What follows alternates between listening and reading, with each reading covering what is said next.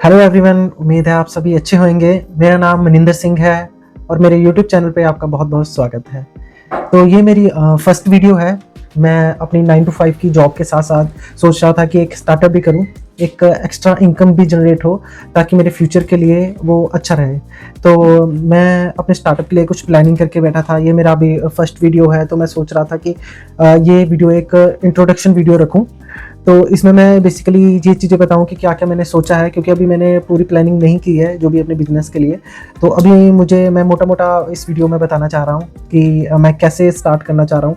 वैसे जो भी ये सारी वीडियोज़ की जर्नी होएगी, तो ये सारा एक पूरी मेरे बिज़नेस की जर्नी होएगी कि उसमें मैं सब कुछ बताऊँगा आपको कि मैंने कैसे स्टार्ट किया है, कैसे जॉब के साथ-साथ इसको कर रहा हूँ और कैसे आप भी कर सकते हो। आपको आइडियाज़ दूँगा और ये बताऊँगा कि मैंने क्या-क्या इसके लिए इन्वेस्टमेंट की है, कितना मेरी कॉस्ट उस पे लगी है और कितना मुझे प्रॉफिट अर्न हुआ है फ्यूचर में, जो कि होगा, कितना प्रॉफिट अर्न होगा। तो ये सारी चीज़ें मैं धीरे-धीरे अपने वीडियोज़ में कवर करता रहूँगा। अभी मेरा इस वीडियो में मेन फ़ोकस ये रहेगा कि मैं इंट्रो दूँ कि मैं क्या करना चाह रहा हूँ और क्यों करना चाह रहा हूँ, ये सब कुछ इसमें डिफ़ाइन करूँ। तो मैंने अभी तक कुछ सामान परचेज़ कर लिए हैं, जैसे कि मोबाइल और लैपटॉप वगैरह मैंने परचेज़ कर लिया है, जो कि ज़रूरी था।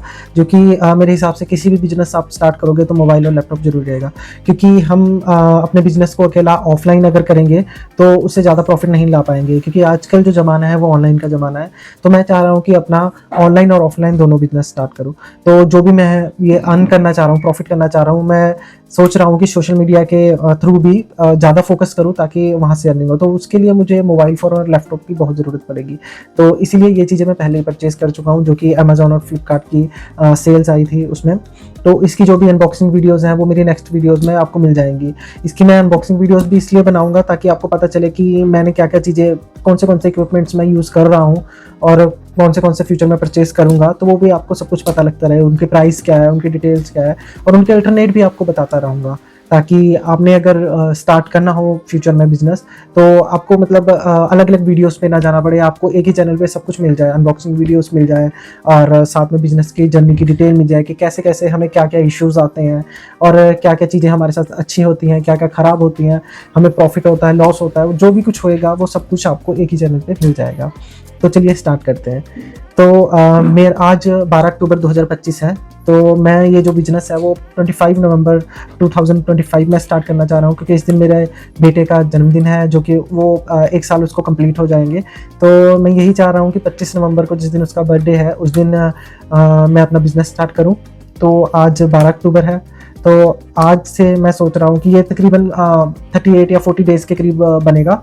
तो एक 30 डेज़ का ही मैं चैलेंज लूँगा कि आज से 25 तक मैं 30 दिन ऐसे कंज़्यूम करूँ अपने, कि मुझे उसमें मैं जितने भी मैन्युफैक्चरर हैं वो ढूँढ लूँ अपनी मशीनरी वगैरह के लिए। अभी तो मैंने ये लैपटॉप और फ़ोन तो ले लिया है, जो मुझे मशीनरी की ज़रूरत पड़ेगी बिज़नेस के लिए, जो रॉ मटेरियल ज़रूरत पड़ेगा, जो सारी चीज़ें हैं वो कुछ चीज़ें मेरे पास ऑलरेडी पड़ी हैं, पुरानी पड़ी हैं उससे, या कुछ चीज़ें मुझे न्यू परचेज़ करनी पड़ेंगी। वो सारी चीज़ें मिला के कि मुझे क्या-क्या परचेज़ करना पड़ेगा, कौन से मैन्युफैक्चरर होंगे, वो सब कुछ मुझे इस 30 दिनों में सारी की सारी डिटेल इकट्ठी करनी है, ताकि मैं 25 को अपना बिज़नेस प्रॉपर स्टार्ट कर सकूँ।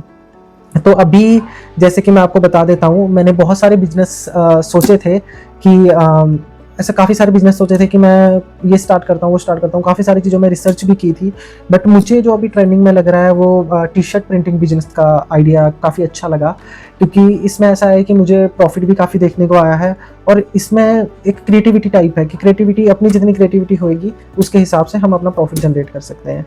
तो ये सबसे अच्छा मुझे बिज़नेस लगा। तो मैं अकेला टी-शर्ट प्रिंटिंग बिज़नेस में नहीं जाना चाहूँगा, मैं प्रॉपर प्रिंटिंग बिज़नेस करूँगा। स्टार्टिंग में हो सकता है कि मैं नॉर्मल चीज़ें प्रिंट करूँ, लाइक टी-शर्ट प्रिंट करूँ, कैप हो गई, की चेन हो गई। उसके बाद में धीरे-धीरे बिज़नेस कार्ड हो गया, आई कार्ड हो गए, या और भी जितनी भी प्रिंटिंग की चीज़ें होती हैं वो सारी चीज़ें उसमें कवर करूँगा। तो इसके लिए जो मुझे मशीनरी की ज़रूरत पड़ेगी, वो जैसे मोबाइल, लैपटॉप तो मैंने परचेज़ कर ही लिया है।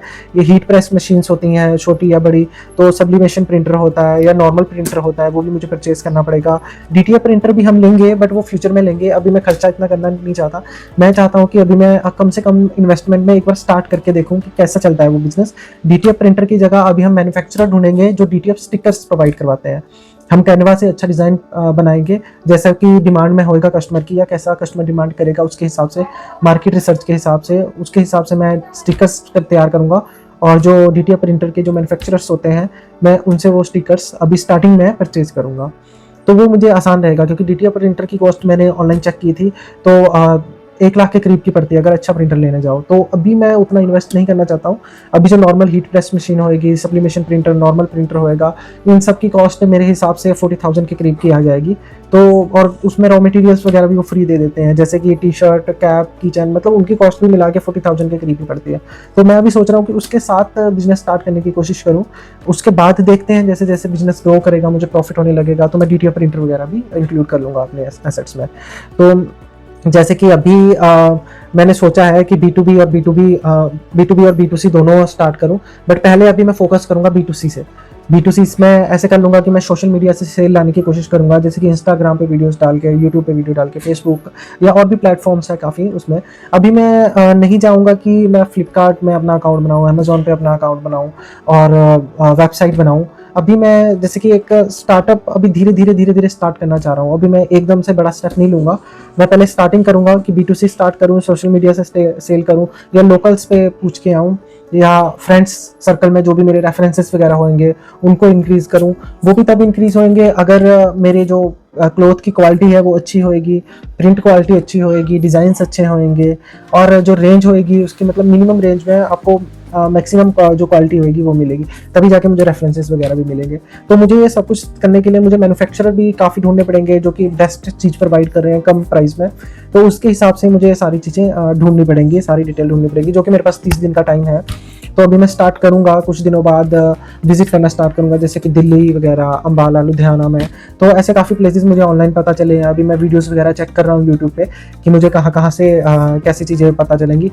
जैसे कि मैंने यूट्यूब पे देखा, मैंने आपको पहले भी बताया कि इस चैनल पे मैं आपको सारी डिटेल दूंगा। मुझे अभी ये टी-शर्ट प्रिंटिंग बिजनेस के लिए काफ़ी सारे चैनल चेक करने पड़ रहे हैं, रिसर्च करनी पड़ रही है, क्योंकि ऐसा है क्योंकि कोई एक पर्टिकुलर चैनल पे पूरी डिटेल नहीं है, पूरी कोई सीरीज़ नहीं है जिसने ये दिखाया हो कि शायद मुझे ना मिला हो वो यूट्यूब पे, शायद हो भी सकता है किसी ने बनाई हो, बट मुझे कोई ऐसी अभी तक कोई चैनल नहीं मिला जिसने स्टार्टिंग से अपनी जर्नी दिखाई हो कि हमने मतलब स्टार्ट किया, मुझे ये सामान मैंने परचेज़ किया, मुझे ये इश्यूज़ आए, मतलब ये प्रॉफिट हुआ, ऐसे लॉस हुआ, कि मतलब काफ़ी एक जैसे बोलते हैं कि ब्रीफ डिटेल्स में मुझे कुछ ऐसा मतलब वीडियोस मिली नहीं है। तो इसलिए मुझे काफ़ी सारे चैनल देखने पड़ रहे हैं, और मेरे माइंड में यही आइडिया आया कि क्यों ना मैं आप सबके लिए एक ब्रीफ वीडियोस बनाऊं जिसमें मैं पूरी डिटेल दिखाऊं कि आज मैंने ये स्टार्ट किया था, ये सेलर्स के पास जाने लगा था, और इसमें मुझे इतनी कॉस्ट पड़ रही थी, इसमें इतनी कॉस्ट पड़ रही थी, इसमें मुझे क्वालिटी का इशू आया, इसमें क्वालिटी अच्छी थी, इसमें प्राइस का इशू आया, ये सारे इश्यूज बताऊं और आपको एक ऑनेस्ट रिव्यू दूं कि हम जब टी-शर्ट प्रिंटिंग बिजनेस या कोई भी बिजनेस स्टार्ट कर रहे हैं तो उसमें क्या क्या इशू हमें फेस करने को मिलते हैं। जैसे कि मुझे अभी स्टार्टिंग में मुझे जगह का ही काफ़ी इशू आया कि मेरे पास एक रूम अवेलेबल नहीं था। जो मेरा रूम है उसमें मतलब उतनी स्पेस नहीं है, मैं आपको दिखा दूंगा एक वीडियो बना के कि उसमें इतनी स्पेस नहीं है कि मैं उस पर अपना सेटअप कर पाऊँ। तो मैंने उसके लिए एक अल्टरनेट किया है, करूँगा अभी स्टार्ट, कि मेरा अभी एक हमने अपने जो रूफ पे एक छोटा सा रूम बनाया है जो स्टोर रूम है हमारा, तो उसमें मैं स्टार्ट करूंगा। उस पर भी पर अभी जगह नहीं है, उसमें भी सारा सामान इधर उधर हुआ पड़ा है, वो भी मैं दिखाऊंगा। मैं इस जर्नी में आपको प्रॉपर दिखाऊंगा कि मेरे पास मुझे क्या क्या इशू आ रहे थे। हो सकता है आपके इशू अलग हो थोड़े, बट वो थोड़े बहुत ही अलग होंगे, प्रॉपर अलग नहीं होंगे, क्योंकि सबको सेम इशू आएंगे, ठीक है जी, इस प्रिंटिंग बिजनेस में। तो मैं आपको उसकी भी वीडियो बना के दिखाऊंगा, बिफोर और आफ्टर मैंने कैसे किया।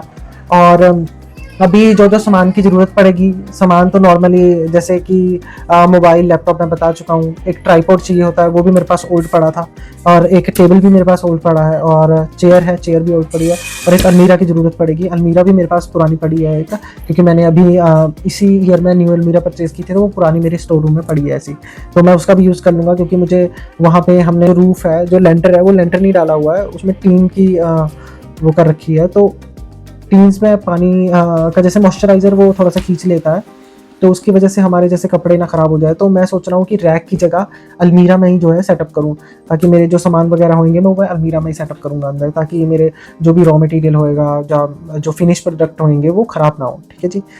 तो मेरा मेन फोकस जैसे कि मैंने बताया स्टार्टिंग में B2C में होएगा, बाद में मैं B2B में भी ट्राई करूँगा, क्योंकि B2B में हमें मैक्सिमम प्रॉफिट होएगा, B2C में हमें रिफंड्स वगैरह आ जाते हैं।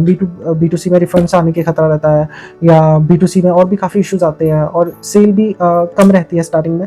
बट B2B अगर हम देख ले तो B2B जैसे शॉपकीपर्स वगैरह हो गए लोकल्स, हम उनसे बात करके उनको अपना मटेरियल दिखा के, उनको हमारा प्रोडक्ट दिखा के एक जैसे ह्यूज क्वांटिटी में हम उनको सेल कर सकते हैं। तो वहाँ पे प्रॉफिट करना थोड़ा ज़्यादा ईजी रहता है, ईजी नहीं कह सकते, मतलब प्रॉफिट ज़्यादा आ जाता है, ऐसे बोल सकते हैं हम।